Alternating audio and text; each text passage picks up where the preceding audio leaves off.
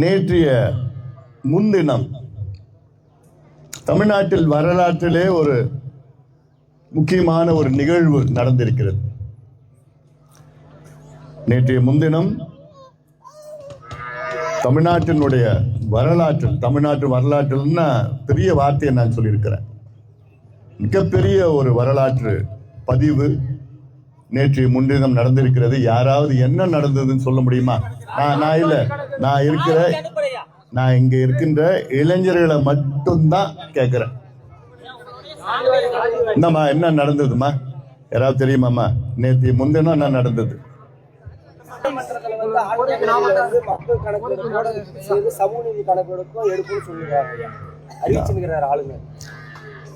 அதாவது நேற்று முன்தினம் தமிழ்நாடு சட்டமன்றம் கூடியிருக்கிறது.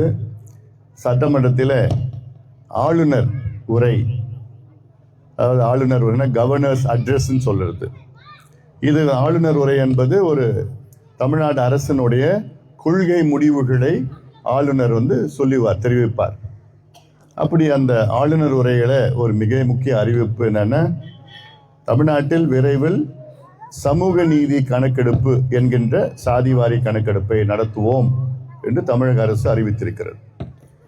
இது மிகப்பெரிய ஒரு அறிவிப்பு. இந்த அறிவிப்புக்காக பாட்டாளி மக்கள் கட்சியும் மருத்துவர் ஐயாவும் 46 ஆண்டு காலம் சாதாரண போராட்டம் கிடையாது. எவ்வளோ போராட்டங்கள், அழுத்தங்கள்,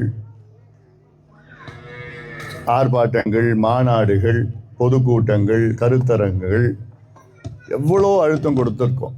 46 ஆண்டு காலம்.